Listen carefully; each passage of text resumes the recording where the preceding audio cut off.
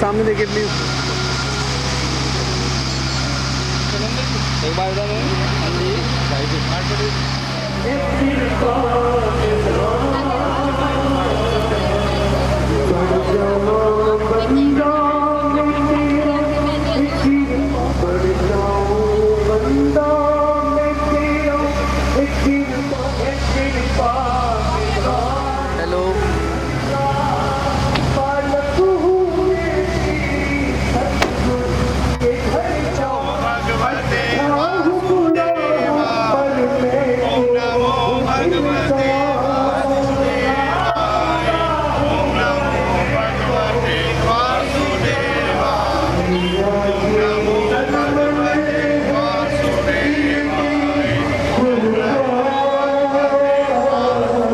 पीछे आओ, क्या कर रहे हैं आप लोग?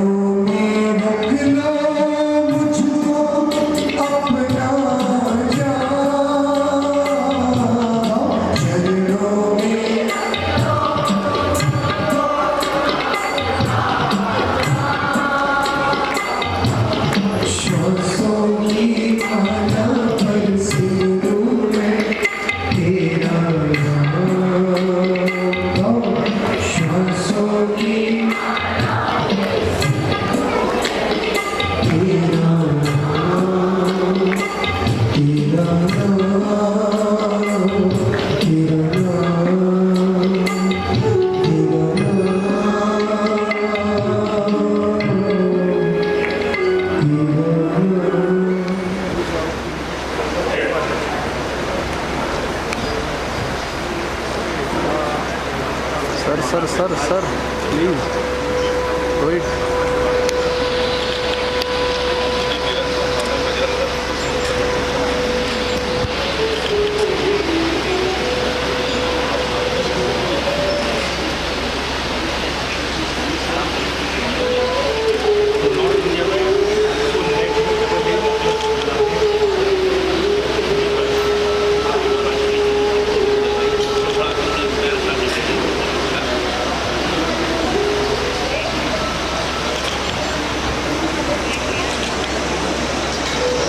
श्री सुभाष चौहान जी वो भी कृपया मंच पर आ जाए। सुभाष चौहान जी का नाम वो आए और महाराज का स्वागत करें। निशांत जैन, पवन मित्तल जी, सुरेंद्र कुमार जी, प्रमोद मित्तल जी, दिव्या बहन, श्री राजीव गर्ग जी, पंकज कनेजा जी, देशराज चौहान जी, नवीन शर्मा जी, वो आए महाराज का स्वागत करें। अब मैं जियो गीता युवा चेतना के सह संयोजक श्री शैलेंद्र किंगर जी से आग्रह करूंगा को गीता ज्ञान संस्थान के लिए 2 शब्द। श्री शैलेंद्र किंगर। आए हुए सभी अति विशिष्ट एवं श्रद्धालुगण आज के दिवस भव्य गीता सत्संग में स्वागत करता हूँ। जैसा कि मुझे गीता ज्ञान संस्थान के बारे में बोलने के लिए कहा गया है, जितना मुझे मालूम है मैं आप सभी के सामने साझा करना चाहता हूँ। पूज्य गुरुदेव द्वारा आधुनिक भारत में आधुनिक गीता ज्ञान संस्थान का शिलान्यास 4 मार्च 2016 को किया गया, जिसमें आज म्यूजियम और ऑडिटोरियम बनकर तैयार हो चुका है। म्यूजियम की विशेषता यह है कि जैसा कि हम अंदर प्रवेश करते हैं तो भगवान के विराट रूप को देखते हैं। मानो ऐसा प्रतीत होता है कि जैसा कि हम अर्जुन हों, सभी समस्याओं से घिरे हुए हों और भगवान अपने विराट रूप में दर्शन देकर हमें यह बता रहे हों कि सब कुछ मुझ में समाहित है, तो तुम क्यों इतनी समस्याओं का भार अपने ऊपर रखते हो। अपने कर्म निस्वार्थ भाव से करते हुए मुझे अर्पण करो। पूज्य गुरुदेव के अथक प्रयासों से आज कुरुक्षेत्र से गीता ज्ञान संस्थान के माध्यम से गीता संदेश की लहरें भारत ही नहीं इंग्लैंड की संसद छू रही है। हम ऐसा महसूस करते हैं कि भारत को विश्व गुरु के रूप में देखना चाहते हैं तो बिना गीता संदेश और गीता ज्ञान संस्थान को भी अग्रणी भूमिका में रखना होगा। गीता ज्ञान संस्थान के माध्यम से विश्व भर में 195 देशों का प्रतिनिधित्व उन्हीं की भाषा में जल्द गीता ज्ञान संस्थान के माध्यम से किया जाएगा। वो दिन दूर नहीं कि विश्व के 195 देश का पर्यटन गीता ज्ञान संस्थान के रिसर्च को देखेगा और समझेगा। सही अर्थों में हमारे संत महापुरुष विश्वधरा की आभूषण है। हमें उनका वंदन अभिनंदन करना चाहिए। समय कम है, इसीलिए मैं अपनी वाणी को यही विराम दूंगा। जय श्री कृष्ण। और डॉक्टर कुमार समझ से जा रहे तो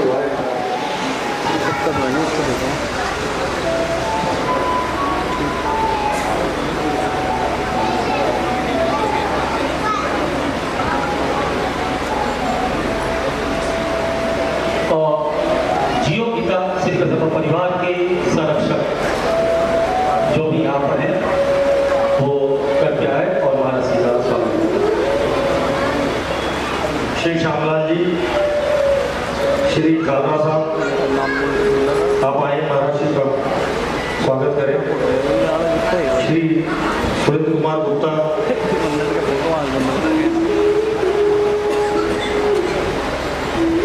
डॉक्टर मोहनलाल जी कृपया आए शीघ्रता से महाराज जी का पुष्प अर्पण कर स्वागत करें।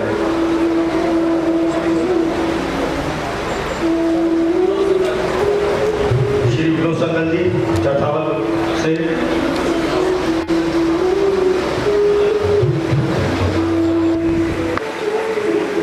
विनोद सिंगल जी, दूसरे विनोद सिंगल जी भी एस जी,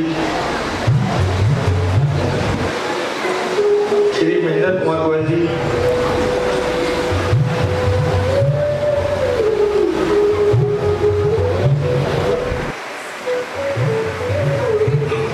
श्री अशोक बंसल जी पूर्व विधायक हमारे,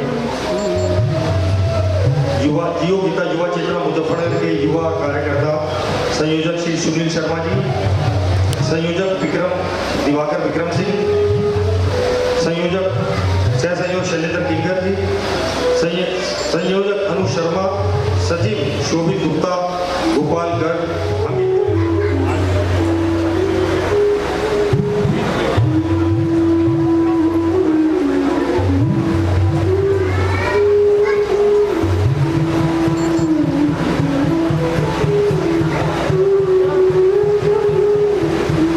सभी लोगों से निवेदन है कि जहाँ पर स्थान मिलता है पीछे वहाँ पर शांति से बैठते रहें।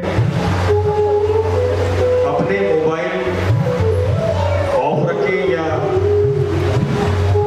वाइब्रेट मोड पे रखें।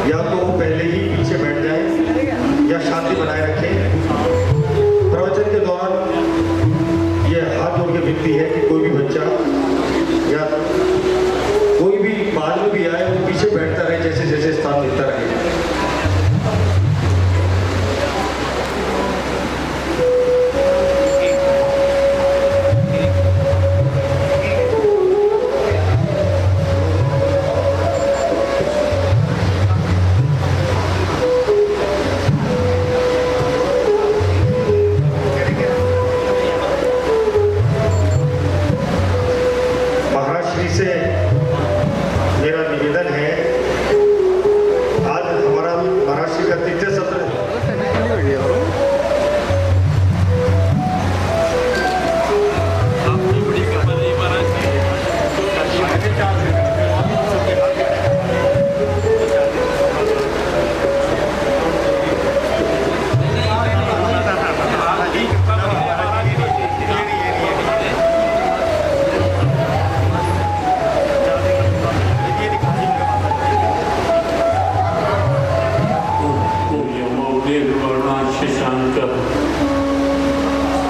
प्रजापतिस्त्वं प्रपितामहश्च नमो नमस्ते स्तु सहस्रकृत्वा पुनश्च भूयोऽपि नमो नमस्ते नमस्ते श्री गुरुदेवाय सर्वसिद्धिप्रदाय सर्वमंगलरूपाय सर्वानंदविधाय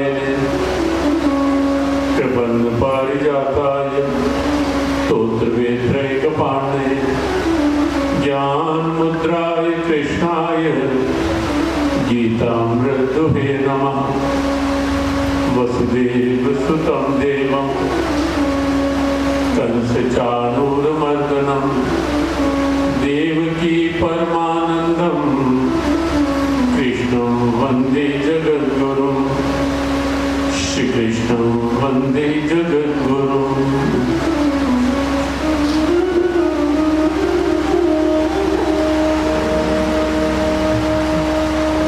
कृष्ण गोविंद गोविंद गोपाला कृष्ण गोविंद गोविंद गोपाला कृष्ण गोविंद गोविंद गोपाला कृष्ण गोविंद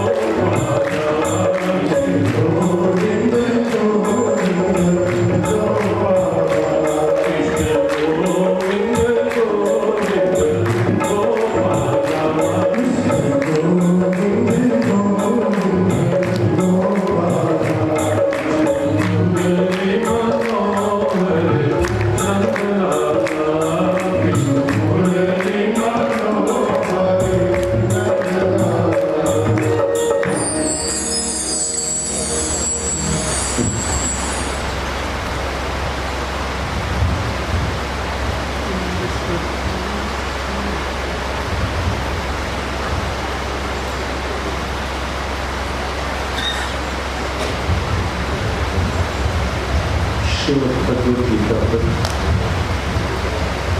सत्संग चर्चा का आज तृतीय दिवस विश्राम पर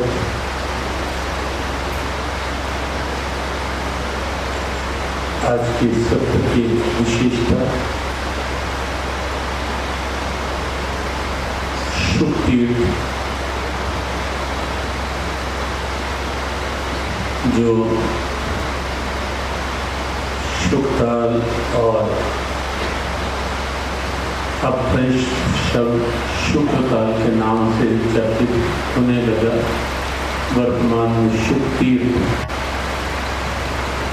और शुभ तीर्थ का भी गौरवशाली स्थान श्री हनुमत धाम की बहुत कर्मठ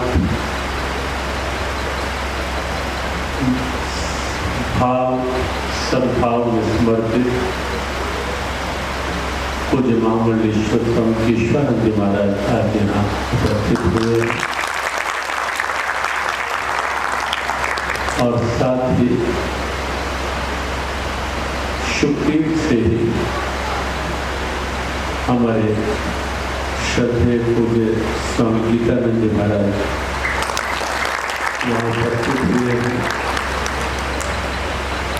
और भी हमारे पूज्य संत और एक मास के लिए संभवतया पूरा श्रावण मास 2 मास के लिए यानी चातुर्मास के जो 2 मास निश्चित होते हैं उन 2 महीनों में श्री हनुमत धाम में जिनके द्वारा नियमित शिवपुराण श्रीमद् भागवत कथा का श्रवण लाभ वहाँ सबको प्राप्त हो रहा है। जैसे हमारे श्रद्धेय सर्वेश प्रपन्नाचार्य जी और सभी संतगण सबकी पावन उपस्थिति। हमें लगता है संत आए हैं, सत्संग चर्चा प्रारंभ नहीं हुई, 2-4 मिनट का आशीर्वाद हम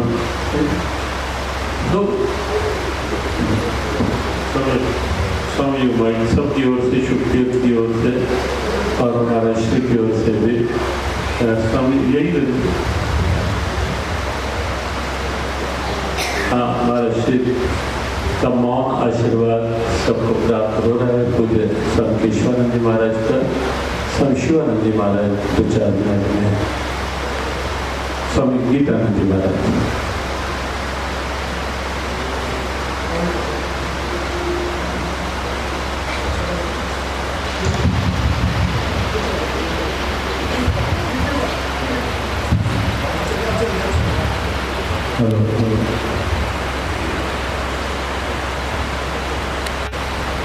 हरि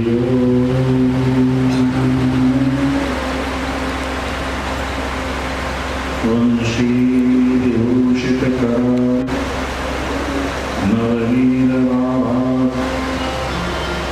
दीपांबरुणबिंबफलाधरोषा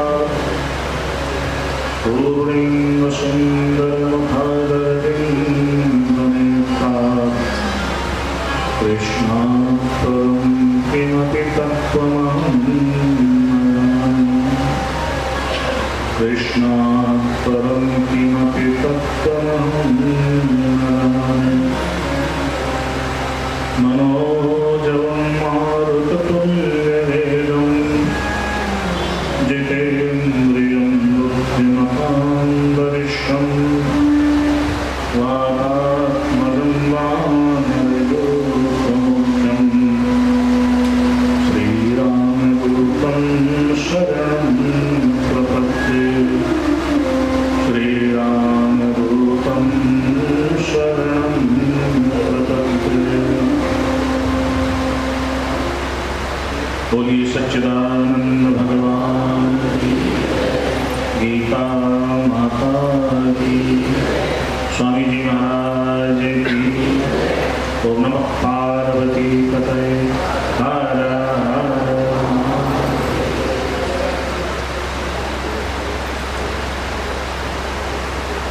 परम सम्माननीय, परमादरणीय, अर्जनीय, वंदनीय व्यासपीठ की गौरव, व्यासपीठ का गौरव, व्यासपीठ की गरिमा,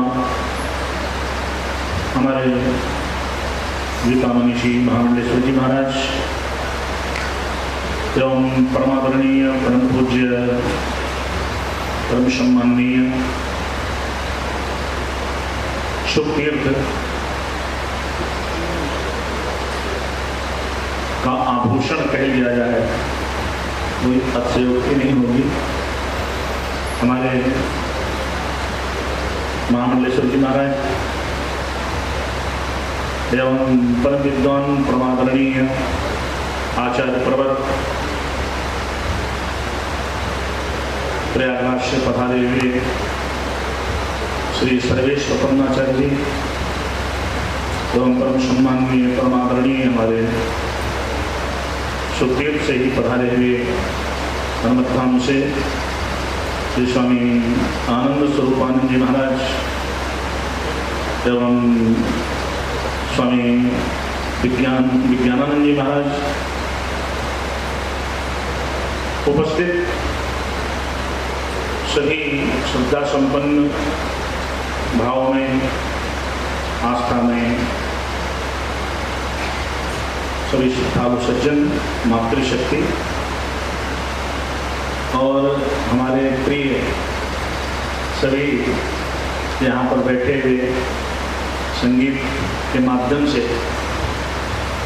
महाराज जी के परम कृपा पात्र सभी हमारे ये बंधुजन, आप सभी लोग वास्तव में बड़े भाग्यशाली हैं।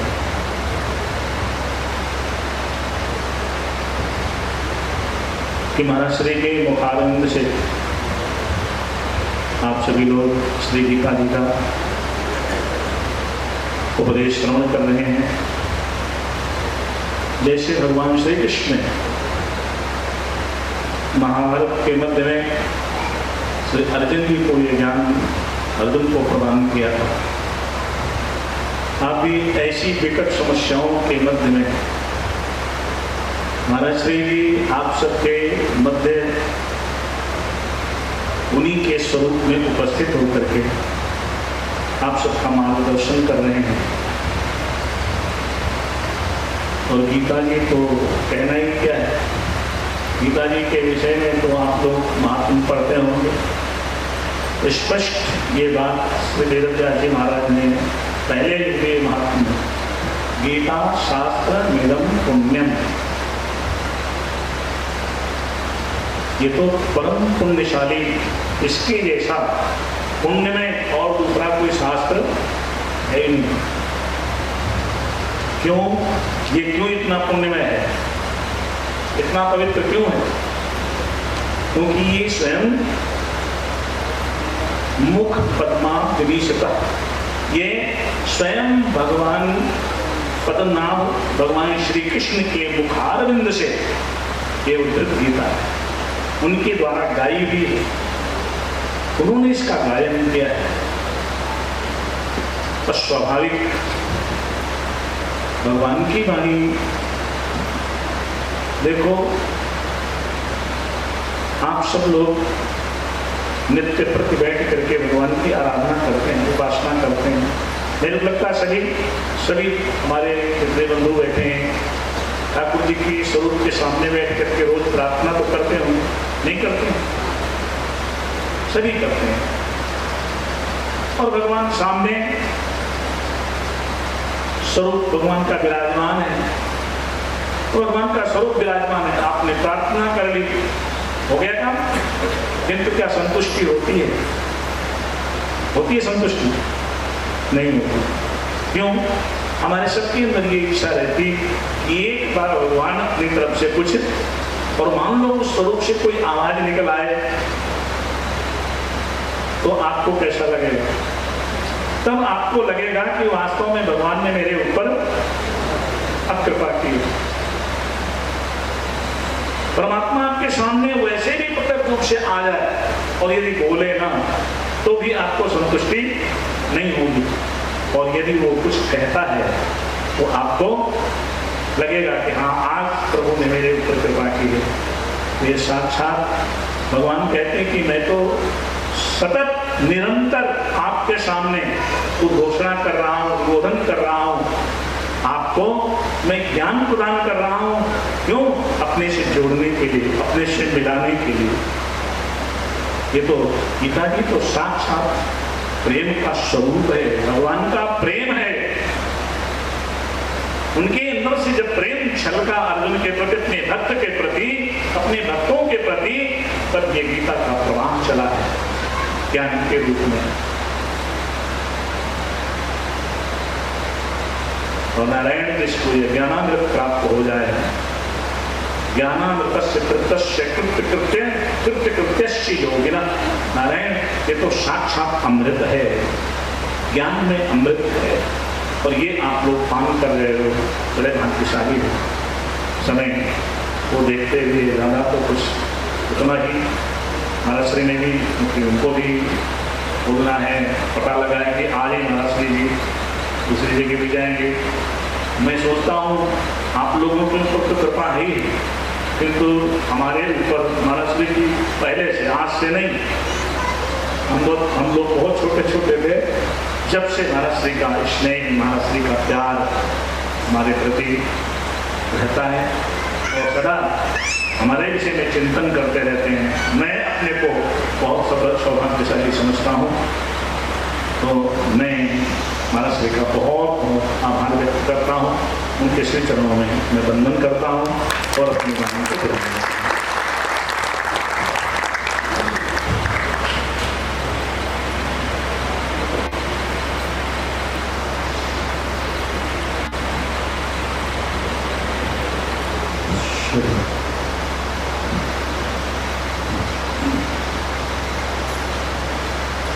सभी क्षण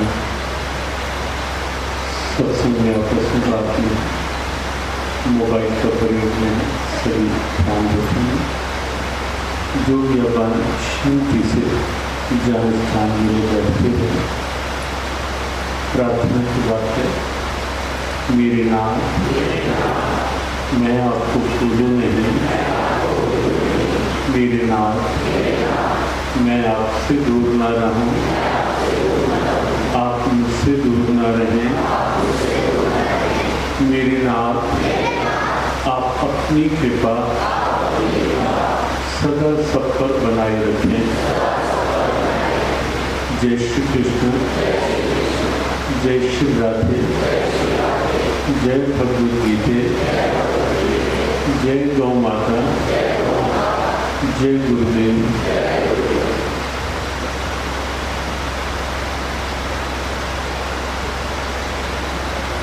श्रीमद् भगवद गीता को लेकर अभी पूज्य स्वामी गीतानंद महाराज ने जो चर्चा की कि स्वयं साक्षात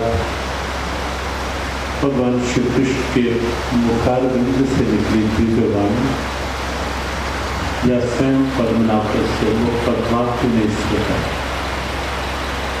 स्वयं पद्मनाभ भगवान के श्लोक से निश्चित है दिव्यवाणी और किसी भी सबके कल्याण के लिए समान रूप से उपयोगी। जैसे परमात्मा सबके हितेच्छु है, वहाँ कोई भेद नहीं है। स्वर्गम सर्वभूतानां, श्रीमद् भगवद गीता में ऐसे अनेक संकेत आए। स्वयं भगवान ने स्वयं के लिए कहा कि मैं समान रूप से सब प्राणियों का सुहृद हूँ, सब प्राणियों का हितेच्छु हूँ, हित चिंतक हूँ। और हम सबके लिए भी प्रेरणा यही थी, सर्वभूत हिते रहता, जो सब प्राणियों के हित साधन में लगा होता है, अर्जुन वो मुझे प्रिय है, वो मुझे पा लेता है। श्रीमद् भगवद गीता एक उदार प्रेरणा है। श्रीमद् भगवद गीता समूची मानवता के लिए प्रेरणा है। और भी यदि खुले शब्दों में कहें तो प्राणी मात्र के हित का ग्रंथ है। प्राणी मात्र के प्रति सद्भावना, समता रखने वाला शास्त्र है श्रीमद् भगवद गीता। बहुत व्यावहारिक शास्त्र है, वैचारिक शास्त्र है, और यदि ध्यान से देखा जाए तो पूरी तरह से वैज्ञानिक शास्त्र है श्रीमद् भगवद गीता।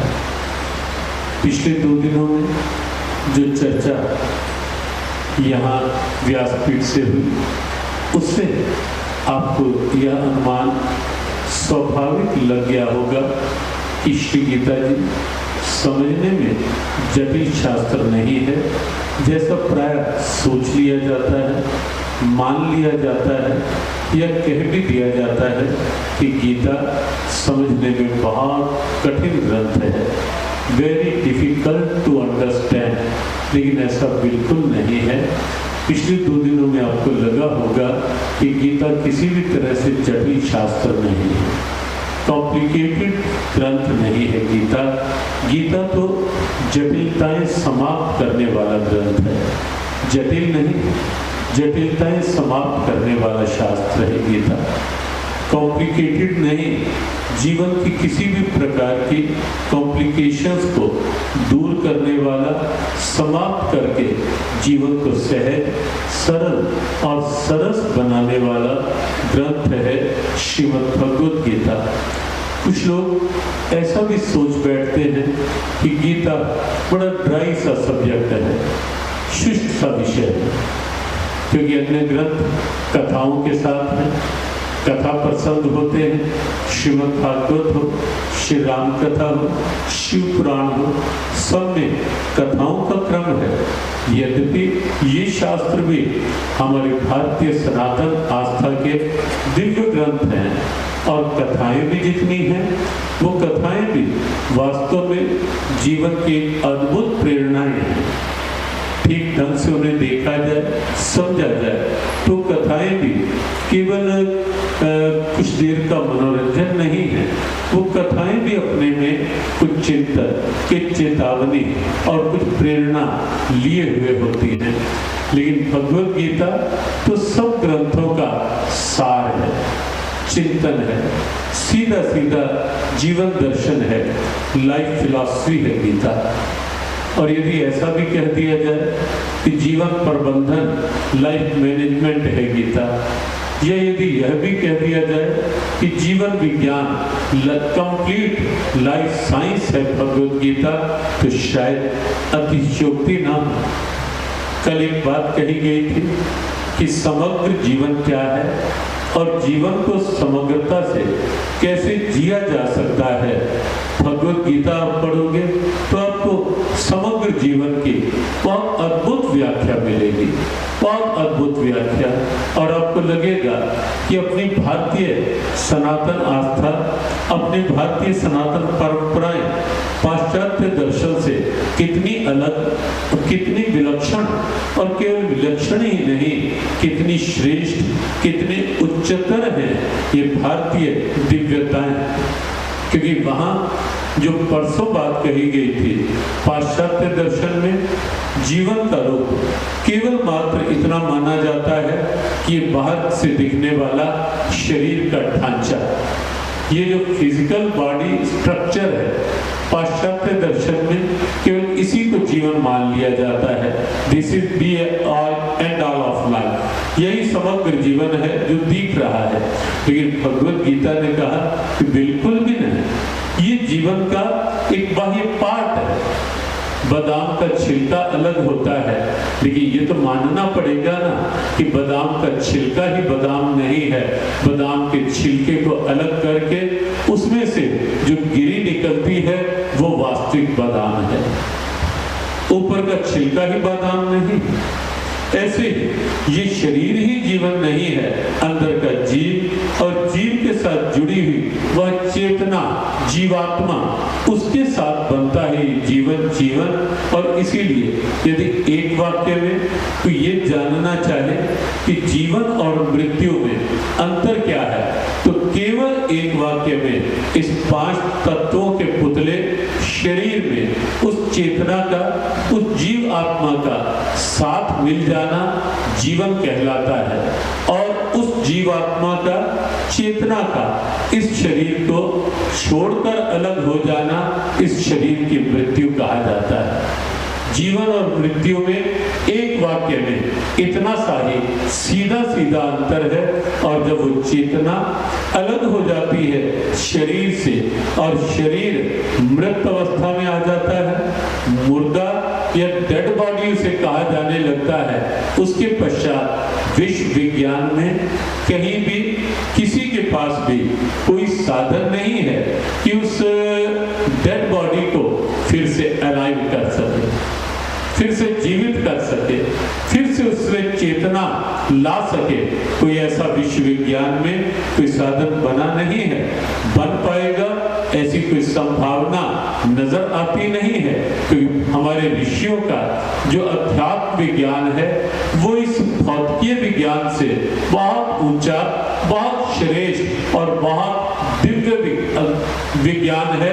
भारतीय ऋषियों का अध्यात्म विज्ञान, उसकी एक झलक परसों आपको बताई गई थी जब ये बात आई थी किसी के प्रश्न के उत्तर में कि महर्षि व्यास ने कुरुक्षेत्र में भगवान कृष्ण को दिया गया गीता उपदेश, भगवान कृष्ण के द्वारा अर्जुन को दिया गया गीता उपदेश महर्षि व्यास ने लेखनीबद्ध कर लिया था और लेखनीबद्ध करके महाभारत ग्रंथ के भीष्म पर्व के 25 से 42 तक के 18 अध्यायों में समाहित कर दिया था, जिससे भगवत गीता युग युगांत की हमारे लिए एक अमर प्रेरणा बन पाई महर्षि व्यास के कारण से।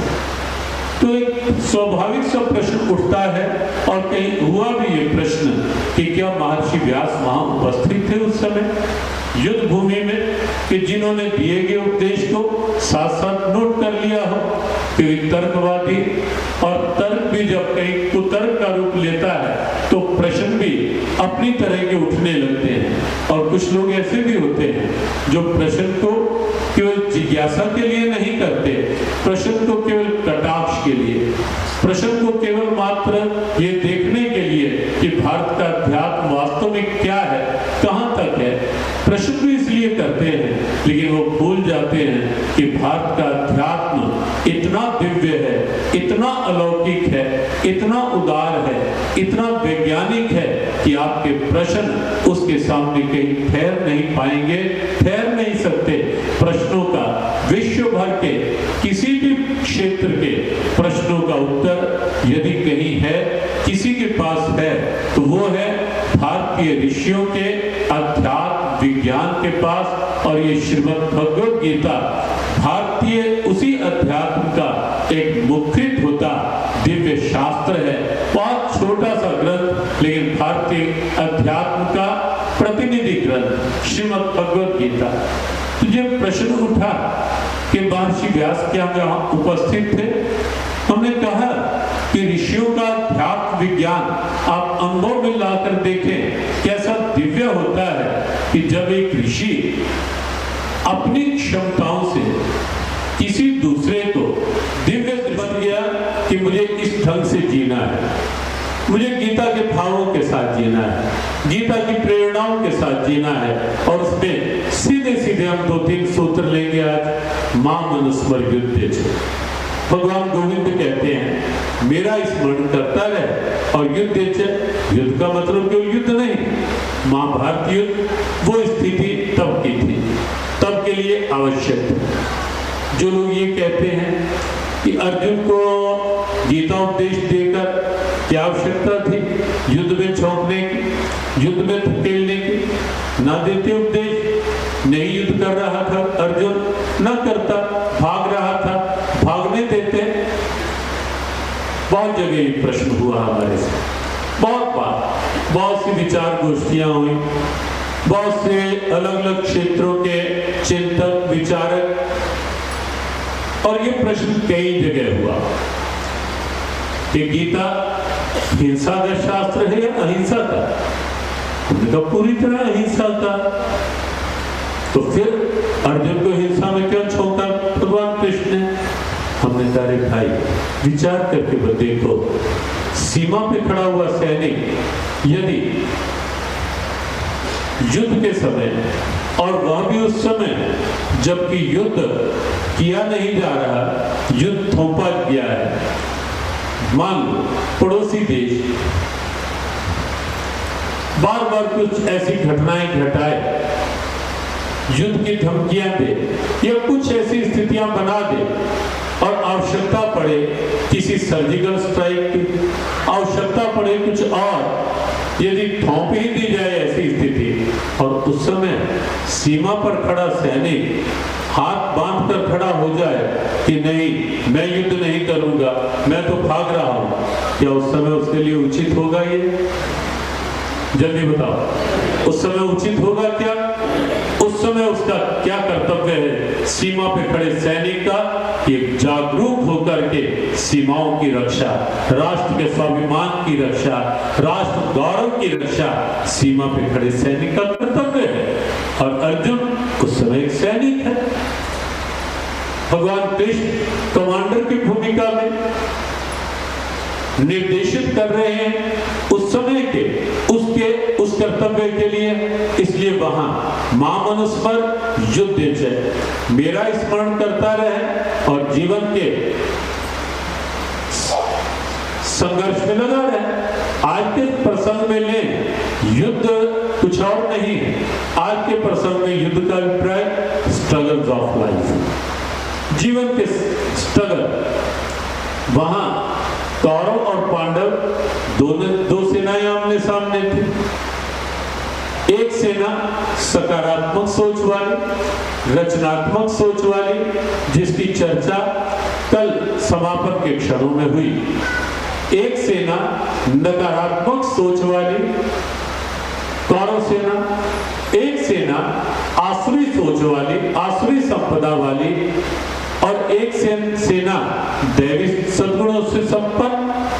और उसका प्रमाण भगवान कृष्ण उस सेना के साथ धर्म ना होता तो भगवान हो ही नहीं सकते थे उस पक्ष में। और इसीलिए महाभारत ग्रंथ में 2 बार ऐसे प्रसंग आए जहां ये बात आई। एक बार उस समय जिस समय युद्ध प्रारंभ होना था, बिल्कुल तैयारी थी, शंखनाद हो चुका था, अर्जुन भी तैयार हो चुका था। उस समय युधिष्ठिर अचानक अपने रथ से उतरते हैं और उतरकर चल पड़ते हैं कौरव शिविर की ओर। एक आश्चर्य भरा सन्नाटा चारों ओर व्याप्त हो जाता है। ऐसे विषम समय में धर्मराज का अपने शिविर को छोड़कर अकेले कौरव शिविर की ओर चल पड़ना, सब हैरान, कोई परेशान। कारण क्या हो सकता है? लेकिन आप आज भारतीय संस्कृति की दिव्यता देखें, क्या दिव्यता है। परसों हम किसी बालक को एक बात समझाते हुए ये कह रहे थे, जब उस बालक ने कहा कि मेरे चाचा से और उनसे बात करने का ही मन नहीं करता जब से उन्होंने मुझे ये कहा। और आज तक हो जाता है कि मेरे पापा ने मुझे जब से ये कहा, बात करने का मेरा मन नहीं होता, मैं तब से बोलता ही नहीं। हमने उसे भी समझाया और प्राय युवाओं को समझाते हैं कि आप भारतीय संस्कृति का यथार्थ दर्शन देखें कि भीष्म पितामह आचार्य द्रोण विपक्ष में खड़े हैं, कौरव पक्ष में। युधिष्ठिर जानते हैं, लेकिन तो भी चल कर जाते हैं, प्रणाम करते हैं और प्रणाम करके अनुमति मांगते हैं, पितामह और हे गुरुदेव, आपके विरुद्ध युद्ध कर पाऊं इसकी अनुमति आपसे लेने आया। प्रसन्न हो जाते हैं पितामह भी, आचार्य द्रोण।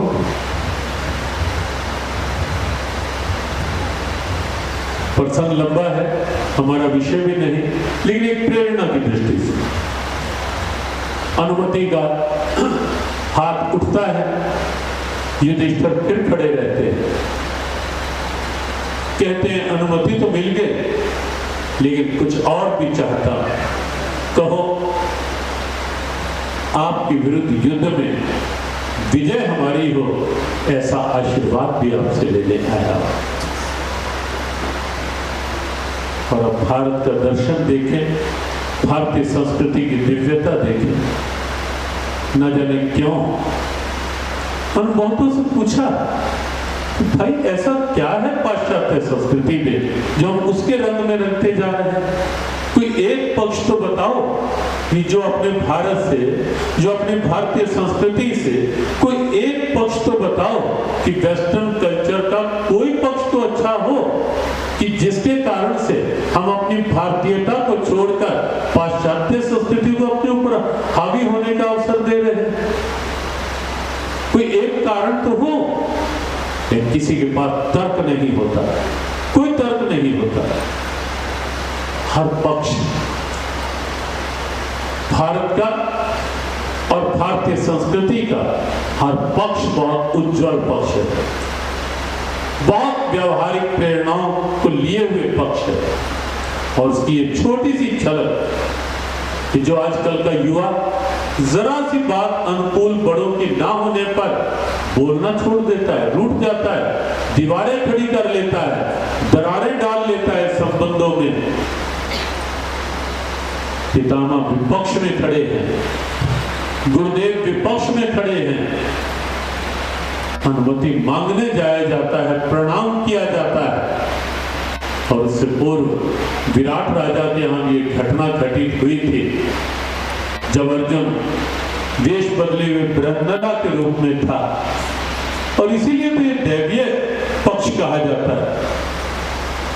बृहन्नला के रूप में अर्जुन महाभारत ग्रंथ के विराट पर्व का ये प्रारंभिक प्रसंग है।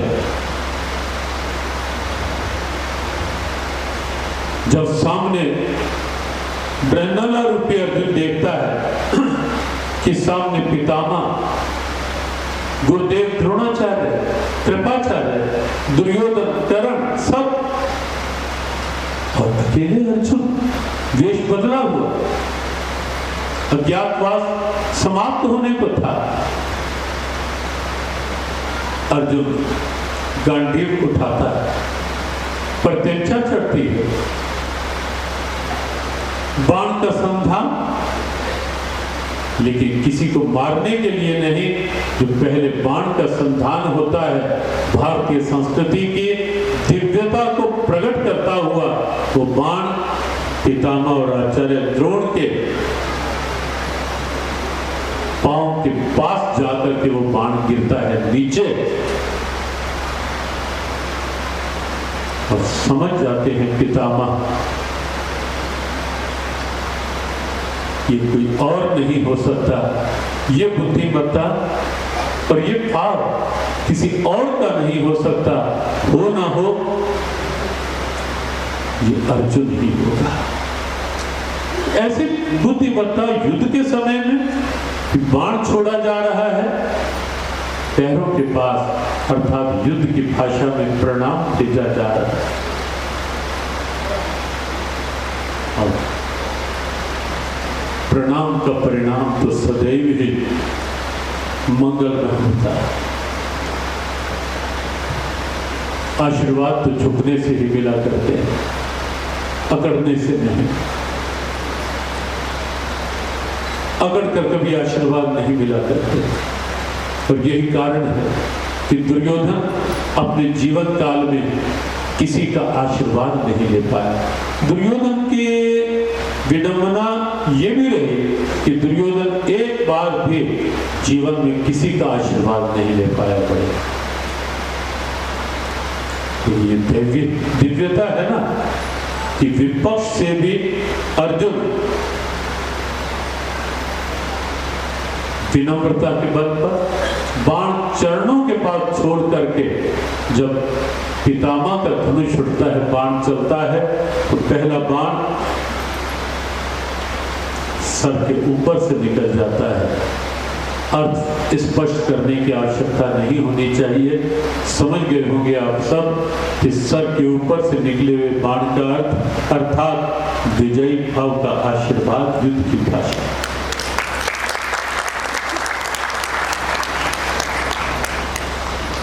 हमारे उस प्रसंग के अनुसार एक छोटी घटना और भी आगे इसी प्रसंग में आती है कि जब अर्जुन पांचों को अचेत कर देता है, विराट राजा का पुत्र उत्तर जो पहले डरकर भाग रहा था,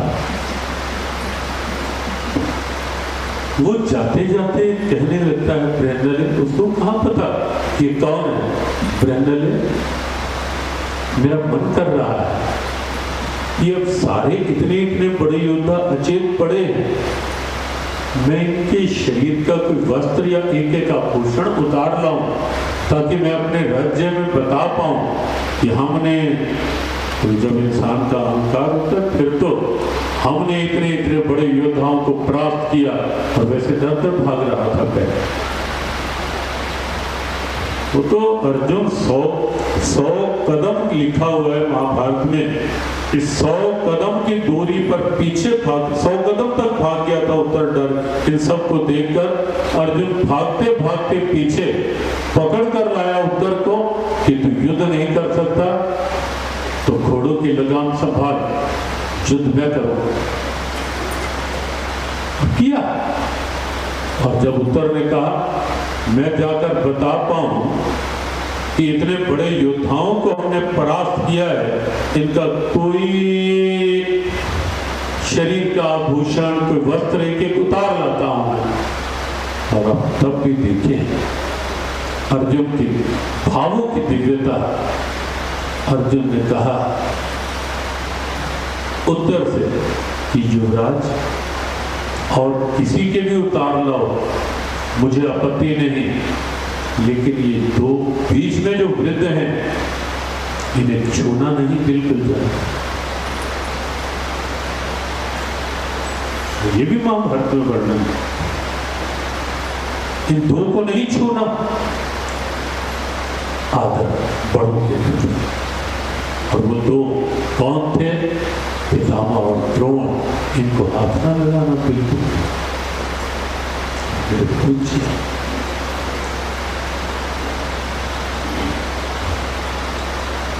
भारत का दर्शन बहुत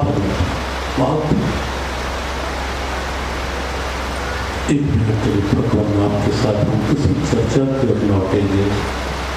मां हरि का नाम